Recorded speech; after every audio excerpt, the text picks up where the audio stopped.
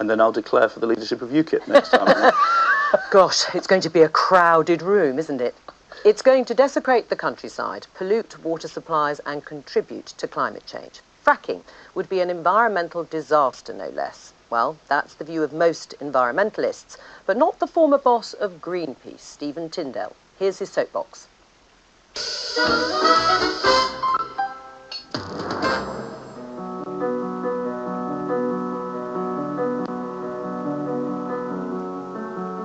The English countryside, greenery in all its glory.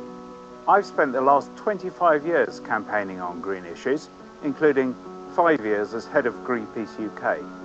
But there's one issue on which I think the green movement needs urgently to rethink. Fracking.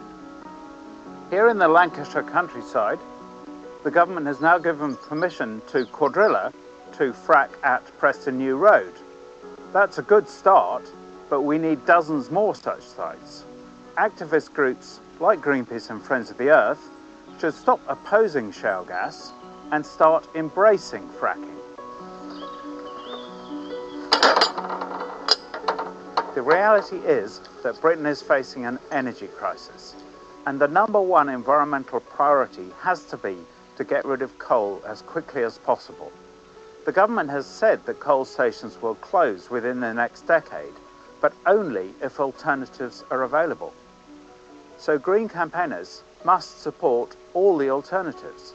Anything but coal must be the motto. The best alternative is renewable energy such as wind, but there's no way renewables can expand fast enough by 2025 to fill all the gap. Nuclear is also progressing very slowly. Gas is a proven technology, only half as damaging to the climate as coal is. And most homes in Britain use gas for central heating. Britain now imports gas from Norway and Qatar. In Qatar, the gas is turned into liquid and brought by tanker. That makes it about 10% more climate damaging than shale gas would be. And there are very serious human rights concerns about Qatar.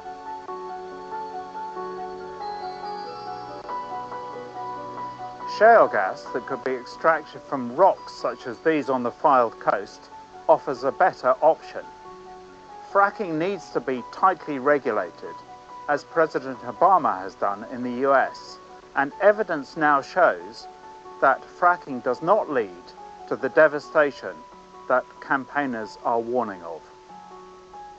So, if we want to keep the lights on and stop burning coal, it's time for green campaigners to stop saying frack off and start saying frack on.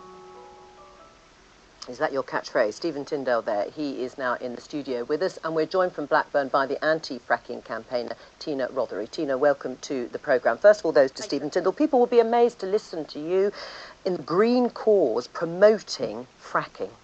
Why? Why must fracking be the answer?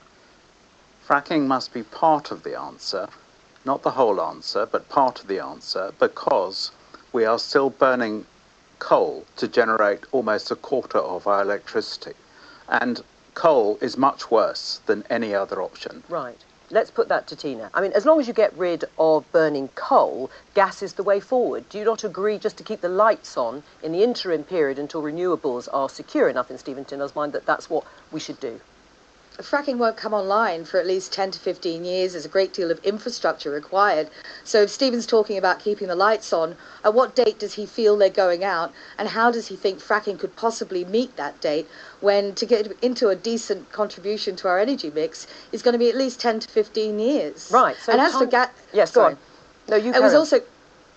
because when Stephen spoke about it, fracking originally, when he first started promoting it, he talked about when we had carbon capture and storage. Now, the government's blown that one out of the water, so surely his argument now fails on that too. Right. What about the answer that actually it's not going to be online either in time? It will come online more quickly if green activists, who I respect, who have an important role in society, but shouldn't be beyond criticism, if green campaigners started supporting fracking, it would come online more quickly, and that would enable us to get rid of coal more quickly. Right. The point about carbon capture and storage, yes, absolutely, the government made a serious mistake, and I'm doing a lot of work, everything I can, to try and persuade them to bring carbon capture and storage back into the equation. And then it would be possible to burn coal more safely and burn gas more safely. I mean, Tina, with the right regulations and the sort of conditions that Stephen is talking about, what is your objection to fracking? We don't believe the regulators are up to the task.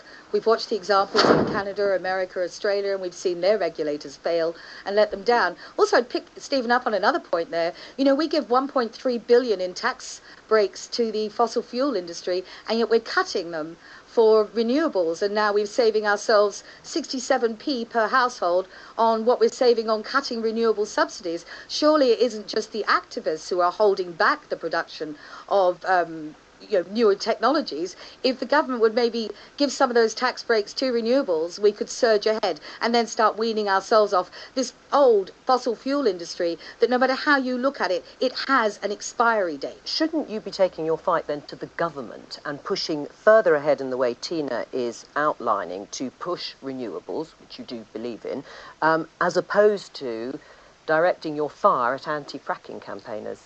I'm picking plenty of fights with the government. I'm happy to come back and talk about that another day. 2 points. On regulation, the UK regulators are better.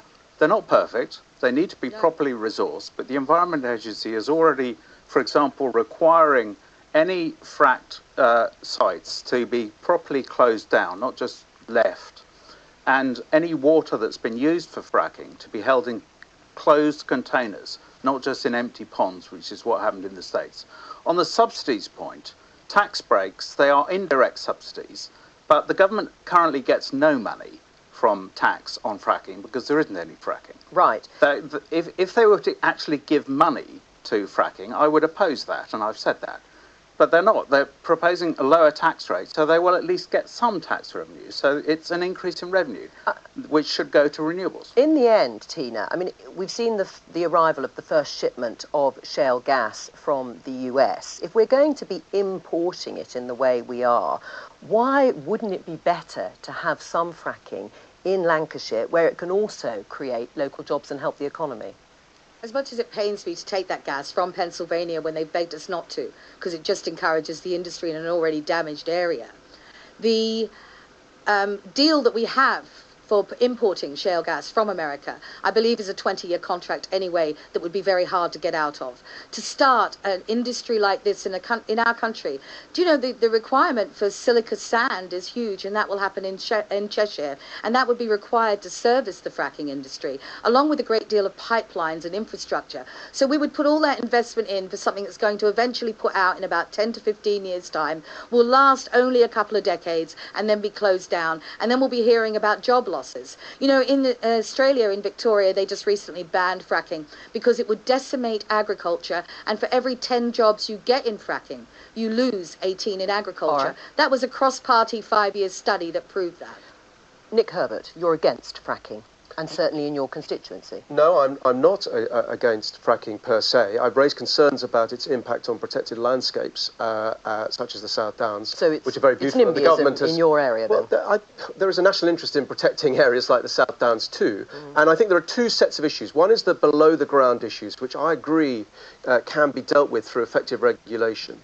And then there are the surface issues, which require setting up the wellhead and a lot of lorry movements. And that is about sensible location of the wellheads. Right, so you'd be happy for it in Lancashire, but not in West Sussex? No. There are already oil wells in West Sussex, including in my constituency. The question is whether they're sensibly located in a way that doesn't cause disruption to local communities or, more particularly, damage to the countryside. And that can be achieved if the industry is sensible about where they put these wellheads. Is that acceptable, or is that NIMBYism?